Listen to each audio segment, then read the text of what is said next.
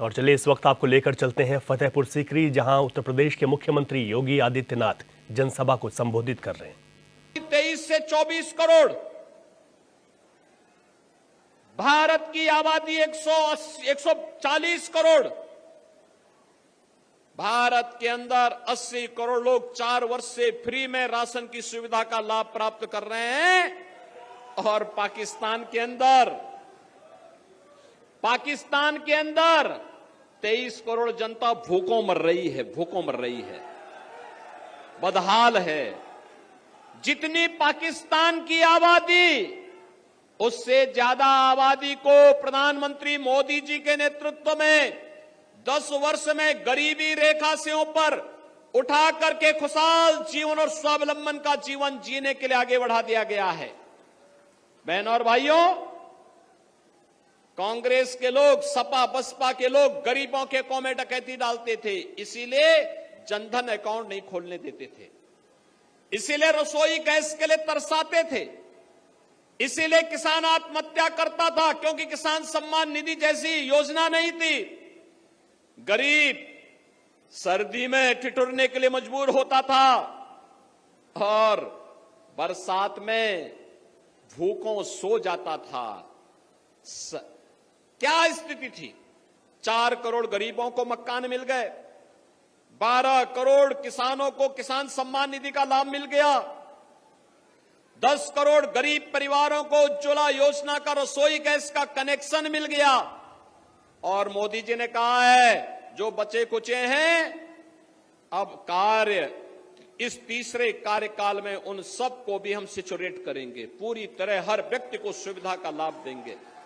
आपने देखा होगा, कोई भेद नहीं किसी के साथ, न किसी की जाति, न किसी का मत, न किसी का मजहब, कोई चेहरा देख करके योजना का लाभ नहीं। योजनाओं का आधार सबका साथ और सबके विकास के आधार पर है।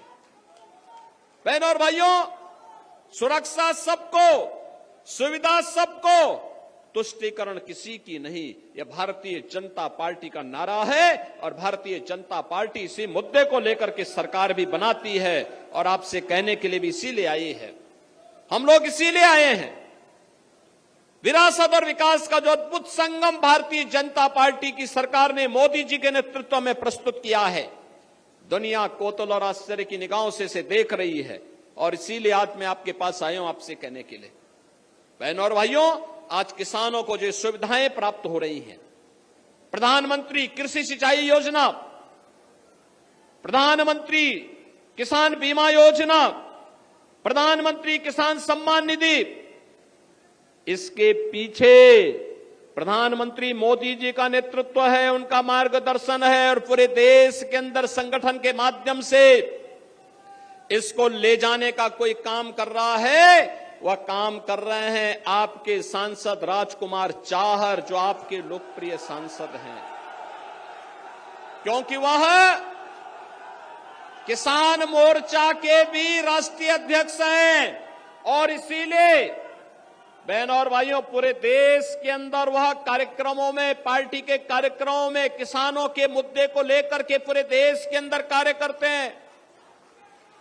मैं आज आपके ये अपील करने के लिए आया हूं, आपने सांसद चुना, पूरे देश के लिए काम कर रहा है, आपके लिए तो गौरव के साथ बोलने की आवश्यकता है। हमारा सांसद केवल फतेहपुर सीकरी के लिए नहीं, पूरे देश के किसानों के लिए काम कर रहा है। और इसीलिए मैं आपसे कहने के लिए आया हूं, आपका दायित्व बनता है, आपका दायित्व बनता है। अगर आप विरासत का सम्मान करते हैं, तो जिन लोगों ने राम और कृष्ण पर प्रश्न खड़े किए थे, आज उनको वोट के लिए तरसा दीजिए, एक भी वोट नहीं मिलेगा उनको। जिन्होंने विकास की योजनाओं के लिए आपको तरसाया था, जिन्होंने गंगा जल के लिए आपको तरसाया था, उनको वोट के लिए तरसा दीजिए, कह दीजिए भाई नहीं। जब आपको मौका मिला तब तो आपने कुछ किया नहीं, जब मौका मिला ये माफिया और अपराधी को अपने गले का हार बना करके प्रदेश के व्यापारी और बेटी की सुरक्षा में सेंध लगा रहे थे ये लोग। कांग्रेस और सपा और बसपा, देख रहे हैं सभी लोग माफिया की कब्र में जाकर के फतिया पढ़ रहे हैं। इनको बोलो इनको बोल दीजिए ये चुनाव से अच्छा वक्त नहीं। इनको बोलो कि जाओ, वोट तो कमल निशान को जाएगा। तुम लोगों को 5 साल की छुट्टी दे रहे हैं, फतिया पढ़ो खूब। और इसीलिए हम लोग आए हैं आपसे कहने के लिए, बहनों और भाइयों, मोदी जी का तीसरा कार्यकाल भारत को आत्मनिर्भर भारत और विकसित भारत बनाएगा। विकसित भारत के लिए वोट भाजपा को चाहिए, आत्मनिर्भर भारत के लिए भाजपा को वोट चाहिए। हर नौजवान के चेहरे पर खुशहाली लाने के लिए, हर बेटी को सुरक्षा और स्वावलंबन के मार्ग पर आगे बढ़ाने के लिए, भारत को दुनिया की एक ताकत बनाने के लिए भारतीय जनता पार्टी को आपका आशीर्वाद चाहिए, आपका समर्थन चाहिए। और इसके लिए मैं भारतीय जनता पार्टी के सभी जनप्रतिनिधियों से और सभी कार्यकर्ताओं से भी अपील करूंगा, चुनाव प्रत्याशी का नाम राजकुमार चाहर हो सकता है, लेकिन चुनाव तक हर व्यक्ति को राजकुमार चाहर बनना पड़ेगा।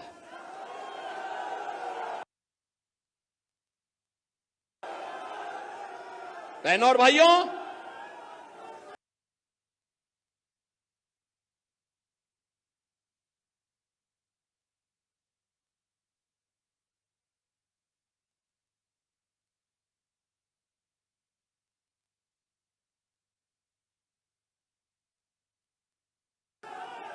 चुनाव तीसरे चरण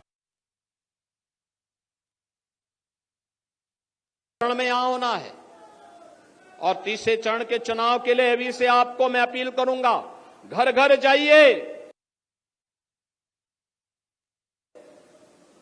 हमारा नारा राष्ट्रवाद का है, जातिवाद का नहीं हो सकता है। जातिवाद के नाम पर बांटने वाले लोग देश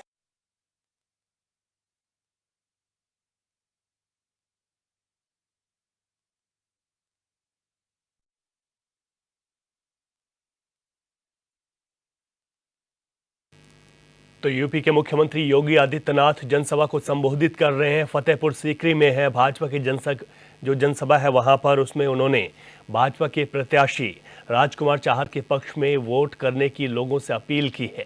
साथ ही विपक्ष पर भी जमकर बरसे हैं और जिस तरीके से केंद्र सरकार और प्रधानमंत्री नरेंद्र मोदी की जो योजनाएं हैं उनका जिक्र करते हुए उन्होंने कहा है कि इनका लाभ सभी वर्गों को मिल रहा है। करने वाले लोग हैं, इन लोगों से सावधान रहिए।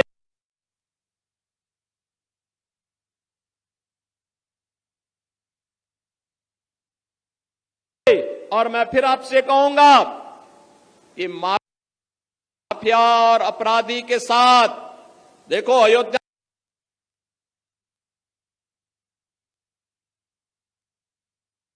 में रामलला का भी दर्शन करवा रहे हैं, तो माफिया और अपराधी का राम नाम सत्य है भी करवा रहे हैं। दोनों काम एक साथ चल रहा है।